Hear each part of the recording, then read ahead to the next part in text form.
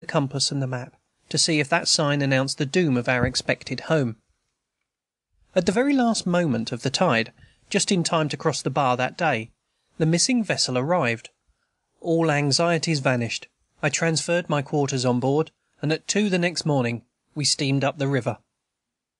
Again there was the dreamy delight of ascending an unknown stream beneath a sinking moon, into a region where peril made fascination. Since the time of the first explorers, I suppose that those southern waters have known no sensations so dreamy and so bewitching as those which this war has brought forth. I recall, in this case, the faintest sensations of our voyage. Once Ponce de Leon may have recalled those of his wandering search, in the same soft zone, for the secret of the mystic fountain. I remember how, during that night, I looked for the first time through a powerful night-glass. It has always seemed a thing wholly inconceivable that a mere lens could change darkness into light, and as I turned the instrument on the preceding gunboat, and actually discerned the man at the wheel and the others standing about him, all relapsing into a vague gloom again at the withdrawal of the glass, it gave a feeling of childish delight. Yet it seemed only in keeping with the whole enchantment of the scene, and had I been some Aladdin, conveyed by genii or giants, I could hardly have felt more wholly a denizen of some world of romance. But the river was a difficult navigation, and we began to feel sometimes beneath the keel that ominous, sliding, grating, treacherous arrest of motion which makes the heart shudder as the vessel does.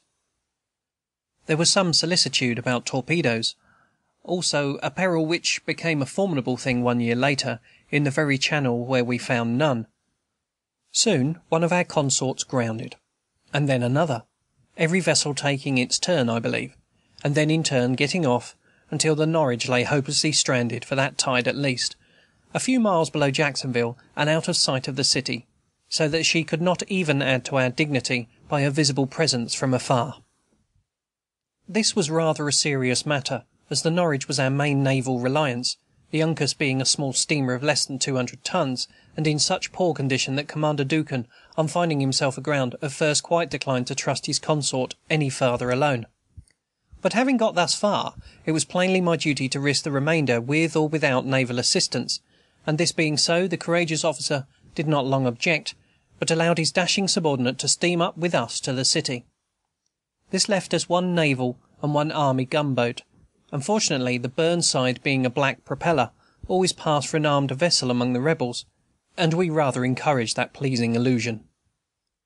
We had aimed to reach Jacksonville at daybreak, but these mishaps delayed us, and we had several hours of fresh, early sunshine, lighting up the green shores of that lovely river, wooded to the water's edge, with sometimes an emerald meadow opening a vista to some picturesque house, all utterly unlike anything we had yet seen in the South, and suggesting rather the Penobscot or the Kennebec.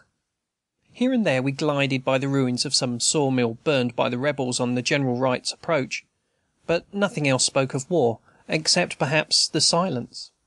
It was a delicious day, and a scene of fascination. Our Florida men were wild with delight, and when we rounded the point below the city, and saw from afar its long streets, its brick warehouses, its white cottages, and its overshadowing trees, all peaceful and undisturbed by flames, it seemed, in the men's favorite phrase, too much good, and all discipline was merged for the moment in a buzz of ecstasy. The city was still there for us, at any rate, though none knew what perils might be concealed behind those quiet buildings. Yet there were children playing on the wharves. Careless men, here and there, lounged down to look at us, hands in pockets. A few women came to their doors, and gazed listlessly upon us, shading their eyes with their hands. We drew momentarily nearer, in silence and with breathless attention. The gunners were at their posts, and the men in line. It was 8 o'clock. We were now directly opposite the town, yet no sign of danger was seen, not a rifle shot was heard, not a shell rose hissing into the air.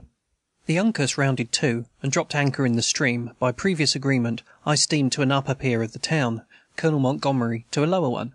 The little boat howitzers were run out upon the wharves, and presently to the angles of the chief streets, and the pretty town was our own without a shot. In spite of our detention, the surprise had been complete, and not a soul in Jacksonville had dreamed of our coming. The day passed quickly, In eager preparations for defence, the people could or would give us no definite information about the rebel camp, which was, however, known to be near, and our force did not permit our going out to surprise it. The night following was the most anxious I ever spent. We were all tired out.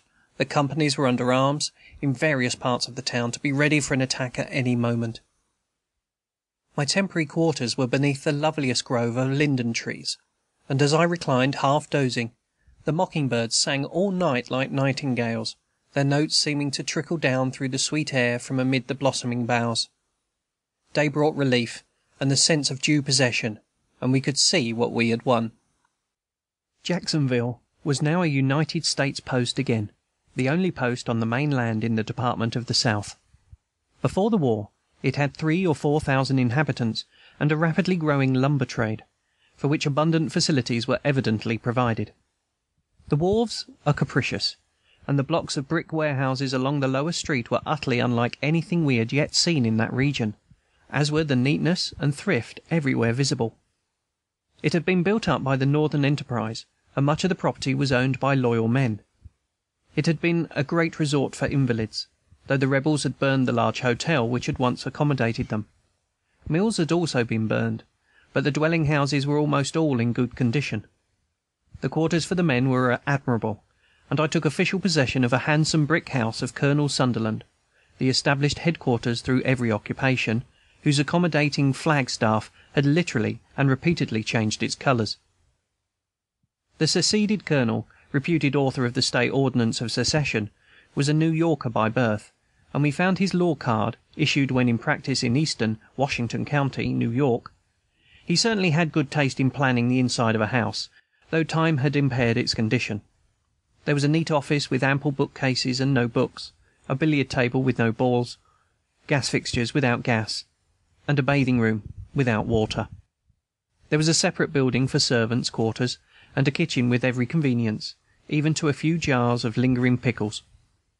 On the whole, there was an air of substance and comfort about the town, quite alien from the picturesque decadence of Beaufort. The town rose gradually from the river, and was bounded on the rear by a long sluggish creek, beyond which lay a stretch of woods, affording an excellent covert for the enemy, but without great facilities for attack, as there were but 2 or 3 fords and bridges. This brook could easily be held against a small force, but could at any time and almost at any point be readily crossed by a large one. North of the town, the land rose a little between the river and the sources of the brook, and then sank to a plain, which had been partially cleared by a previous garrison. For so small a force as ours, however, this clearing must be extended nearer to the town, otherwise our lines would be too long for our numbers. This deficiency in numbers at once became a source of serious anxiety. While planning the expedition, it had seemed so important to get the men a foothold in Florida that I was willing to risk everything for it. But this important post once in our possession, it began to show some analogies to the proverbial elephant in the lottery. To hold it permanently with 900 men was not, perhaps, impossible, with the aid of a gunboat. I had left many of my own regiment sick and on duty in Beaufort, and Colonel Montgomery had as yet less than 150. But to hold it, and also to make forays up the river, certainly required a larger number. We came in part to recruit, but had found scarcely an able-bodied negro in the city. All had been removed farther up, and we must certainly contrive to follow them. I was very unwilling to have, as yet, any white troops under my command with the blacks. Finally, however, being informed by Judge S. of a conversation with Colonel Hawley, commanding at Fernandina, in which the latter had offered to send 4 companies of a light battery to swell our force, in view of the aid given to his position by this more advanced post, I decided to authorize the energetic judge to go back to Fernandina and renew the negotiation, as the John Adams must go thither at any rate for coal. Meanwhile, all definite display of our force was avoided. Dress parades were omitted, the companies were so distributed as to tell for the utmost, and the judicious use was made, here and there, of empty tents. The gunboats and transports moved impressively up and down the river from time to time. The disposition of pickets was varied each night to perplex the enemy, and some advantage taken of his distrust, which might be assumed as equalling our own. The citizens were duly impressed by our supply of ammunition, which was really enormous.